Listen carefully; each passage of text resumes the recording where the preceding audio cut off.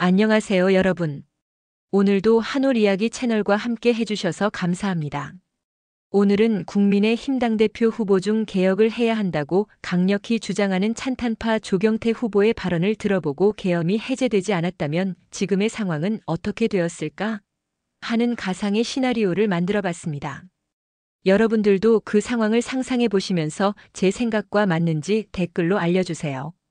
2025년 8월 한국 정치는 또 다른 분기점에 서 있습니다.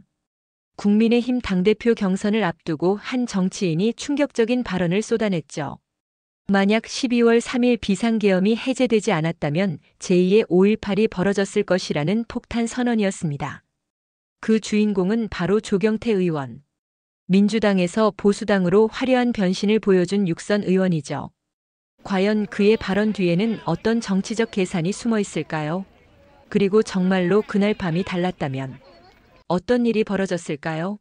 오늘은 조경태라는 정치인의 이야기를 통해 2023년 12월 3일 그날 밤의 진실과 한국 정치의 미래를 함께 살펴보겠습니다. 그럼 지금 바로 시작합니다. 국민의힘 당대표 경선을 얼마 두지 않을 때 한 정치인이 폭탄 발언을 터뜨렸습니다. 보수우파 채널에 나와서 만약 12월 3일 비상계엄이 해제되지 않았다면 제2의 5.18 광주민주화운동 같은 참사가 벌어졌을 것이라는 충격적인 주장이었죠. 그의 이름은 조경태 57세. 부산 사하구울에서 6선 연속 당선이라는 기록을 가진 국회의원입니다. 하지만 조경태라는 정치인을 단순히 다선 의원으로만 보면 안 됩니다. 그는 한국 정치사에서 보기 드문 정치적 변신의 아이콘이기 때문이죠. 1968년 경남 고성에서 태어나 부산에서 자란 조경태는 전형적인 공돌이 출신입니다. 부산대학교에서 토목공학 학사, 석사, 박사까지 마친 그는 운동권과는 거리가 멀었어요. 그런 그가 정치에 발을 들인 건 시민사회 활동을 통해서였습니다. 1996년 통합민주당에 입당한 조경태는 2004년 열린우리당 소속으로 첫 국정 진출에 성공했습니다. 부산이라는 보수 텃밭에서 민주당 계열 정당으로 당선된 것 자체가 이변이었죠. 이후 2008년 통합민주당, 2012년 민주통합당으로 3선까지 연속 당선되며 부산의 민주당 아이콘으로 자리 잡았습니다. 그런데 2016년 그에게 결정적 변화가 찾아옵니다. 당시 새정치민주연합에서 문재인 대표를 강도 높게 비판하던 조경태는 결국 당으로부터 징계를 받게 되었어요. 죽어봐야 저승 맛을 알겠는가라는 그의 유명한 발언도 이때 나온 것이죠. 2016년 1월 19일 조경태는 새정치민주연합을 탈당했습니다. 그리고 이틀 후인 1월 21일 16년 만에 새누리당에 복당했어요. 민주당에서 보수당으로의 완전한 전향이었습니다. 많은 사람들이 그의 정치 생명이 끝났다고 생각했죠. 하지만 조경태는 달랐습니다. 2016년 20대 총선에서 새누리당 후보로 출마해 4선에 성공했어요. 2020년에는 미래통합당으로, 2024년에는 국민의힘으로 연속 당선되며 현재 6선 의원이 되었습니다. 정당을 바꿨음에도 불구하고 지역구에서 꾸준히 신뢰받고 있다는 뜻이죠.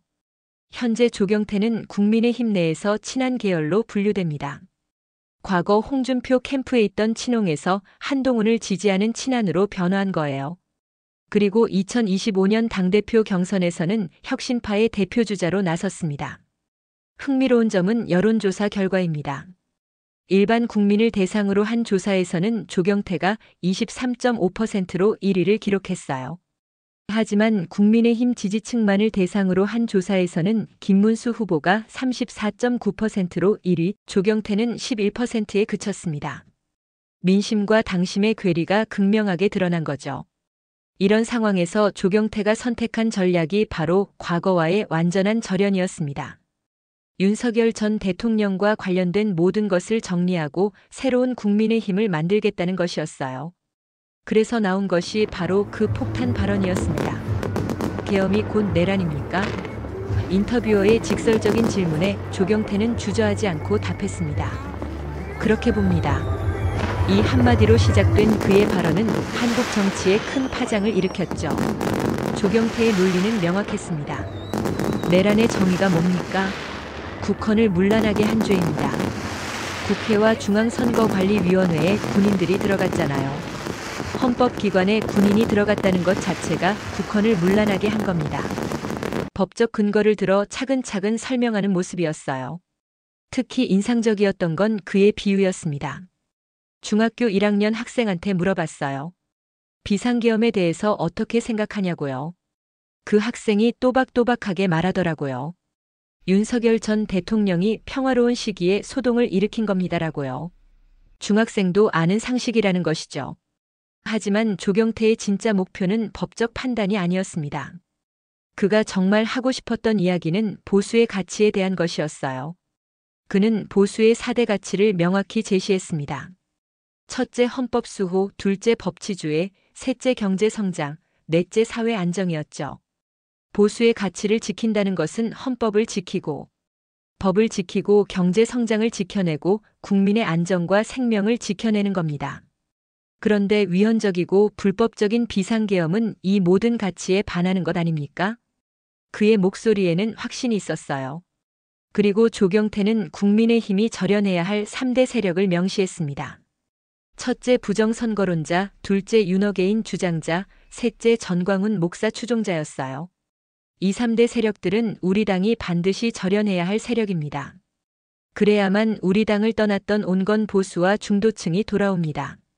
가장 충격적이었던 건 그의 인적 쇄신론이었습니다. 현재 국민의힘이 107석을 가지고 있지만 지지율이 17%에 불과한 상황에서 의석수가 줄어들더라도 지지율을 회복하는 게 낫다는 주장이었거든요. 107석으로 17%를 계속 유지할 것이냐, 아니면 90석 정도로 줄어들더라도 45% 이상 지지를 얻을 것이냐. 저는 후자가 현명하다고 봅니다. 그의 근거는 역사적 사례였습니다. 열린우리당이 49석에서 시작해서 이듬해 총선에서 152석이 된 것처럼 강한 소수당이 약한 다수당보다 낫습니다. 실제로 정치사를 보면 이런 사례가 없지 않았죠. 조경태는 또한 개헌저지선에 대한 우려도 일축했습니다. 친윤 의원들이 일부 나가더라도 그분들이 이재명 정부에 협력할 분들은 아니잖아요. 개헌저지선은 무너지지 않습니다. 수학적 계산보다는 정치적 현실을 고려한 판단이었어요. 그런데 왜 조경태는 이런 극단적 주장을 하게 된 걸까요? 그는 당시 상황을 이렇게 설명했습니다. 온건 보수들이 다 떠나고 있어요. 연세 80을 바라보는 당원분도 저한테 전화해서 국힘 지웠다고 하더라고요. 이분들이 돌아오지 않으면 어떻게 선거에서 이기겠습니까? 결국 조경태의 폭탄 발언은 단순한 과격 발언이 아니었습니다. 철저한 정치적 계산과 현실 인식에 바탕한 전략적 선택이었던 거죠.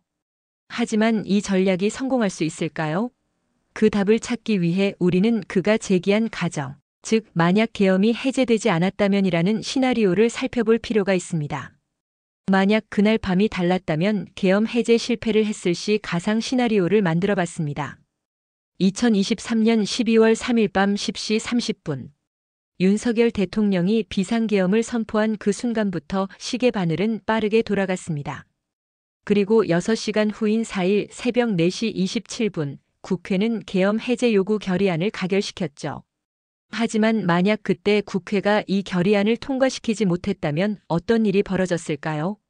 조경태 의원이 제기한 제2의 5.18 가능성은 과연 현실적인 시나리오였을까요? 이를 단계별로 살펴보겠습니다. 먼저 계엄이 지속된 첫 주를 상상해 보겠습니다. 군 병력은 국회와 중앙선거관리위원회, 주요 도심에 계속 주둔했을 겁니다. 야당과 시민단체들은 즉시 긴급 연대를 구성하고 전국적인 저항에 나섰을 거예요.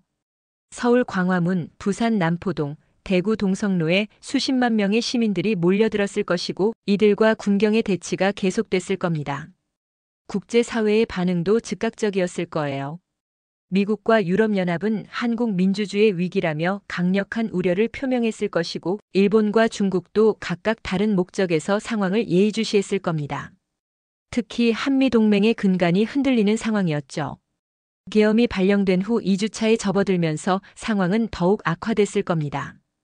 국회는 제적 과반 찬성으로 계엄 해제 결의를 재차 가결시켰지만 대통령이 이를 거부했을 거예요. 이때부터 헌법재판소가 긴급 심리에 들어갔을 것이고 여당 내부에서도 균열이 시작됐을 겁니다. 무엇보다 심각한 건 물리적 충돌이었을 것입니다. 서울과 부산 등 주요 도시에서 시위대와 군경 간의 충돌이 발생하고 부상자가 속출했을 겁니다. 언론은 일부 위축됐지만 시민들은 SNS를 통해 현장 상황을 실시간으로 전파했을 거고요. 경제적 파급 효과는 더욱 치명적이었을 겁니다.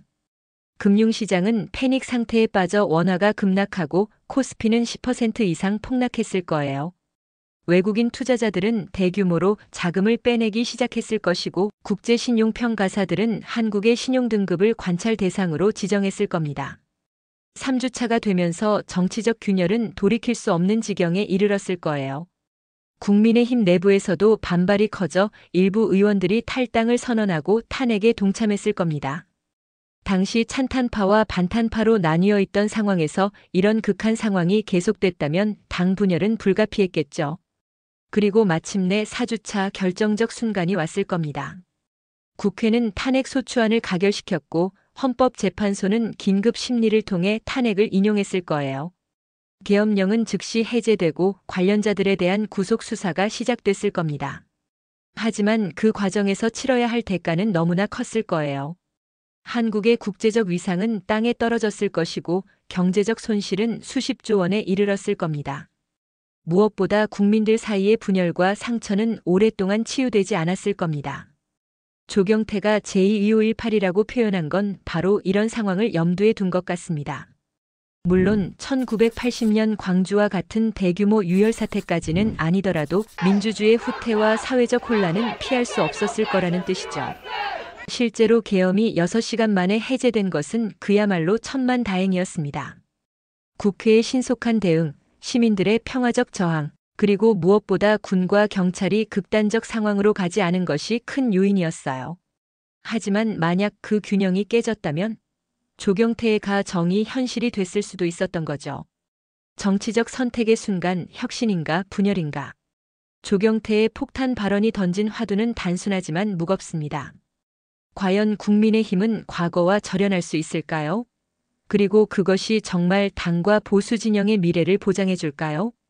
현재 여론조사 결과를 보면 조경태의 딜레마가 고스란히 드러납니다. 일반 국민 대상 조사에서는 그가 1위지만 국민의힘 지지층에서는 3위에 머물러 있어요. 이는 그의 메시지가 중도층에게는 어필하지만 기존 보수층에게는 부담스럽다는 뜻이죠. 특히 주목할 점은 지지층의 성향별 차이입니다. 조경태는 진보 성향에서 28.5%, 중도 성향에서 21.8%의 지지를 받지만 보수 성향에서는 13.4%에 그쳤어요. 반면 김문수 후보는 보수층에서 29%의 압도적 지지를 받았습니다. 이는 보수 진영 내에서도 혁신에 대한 시각이 엇갈린다는 것을 보여줍니다. 조경태의 전략은 분명합니다. 현재의 기득권을 포기하더라도 미래를 위한 투자를 하자는 것이죠. 107석의 17% 정당보다는 90석의 45% 정당이 낫다는 그의 주장은 정치공학적으로는 맞을 수 있어요. 하지만 정치는 수학이 아니잖아요. 실제로 인적 쇄신을 단행한다면 어떤 일이 벌어질까요? 우선 당내 갈등이 격화될 겁니다. 친윤 계열과 혁신파 간의 대립이 공개적으로 터져나올 것이고 이 과정에서 당의 결속력은 크게 훼손될 거예요. 과연 이런 혼란 속에서 중도층의 신뢰를 얻을 수 있을지 의문입니다. 하지만 조경태의 위기감도 이해할 만합니다. 그가 인터뷰에서 언급한 80대 연예인의 국힘 지웠다 발언은 상징적이에요. 온건 보수층이 등을 돌리고 있다는 현실적 증거거든요. 이런 상황에서는 급진적 변화가 필요할 수도 있죠. 더욱이 조경태가 제기한 당 해산 위기론도 완전히 허황된 얘기는 아닙니다. 더불어민주당 정청래 대표가 실제로 위헌 정당 해산 카드를 만지작거리고 있는 상황이거든요. 내란 관련 사법부 판결이 나오면 이런 시도가 본격화될 가능성도 있습니다. 그렇다면 조경태의 전략이 성공할 가능성은 얼마나 될까요? 정치사를 보면 위기를 기회로 바꾼 사례들이 있습니다. 그가 자주 언급하는 현재 더불어 민주당의 전신인 열린우리당의 49석에서 152석으로의 도약도 그런 사례 중 하나입니다. 하지만 그때와 지금은 정치 환경이 많이 다릅니다. 무엇보다 시간이 문제입니다. 내년 지방선거까지는 1년도 안 남았어요. 인적 쇄신을 단행하고 새로운 당의 모습을 국민들에게 각인시키기에는 시간이 부족할 수 있습니다. 정치에서 첫인상은 중요한데 혼란스러운 모습만 보여준다면 오히려 역효과가 날 수도 있어요. 결국 8월 22일 전당대회는 국민의힘의 향후 운명을 가를 중요한 분기점이 될 것 같습니다. 조경태가 당대표가 된다면 그의 혁신 의지가 당을 살릴 수 있을지 아니면 더 큰 분열만 가져올지 지켜봐야 할 일이죠. 하지만 분명한 건 조경태가 제기한 문제의식 자체는 유효하다는 점입니다. 12월 3일의 비상계엄이 한국 정치에 던진 충격은 여전히 진행형이에요.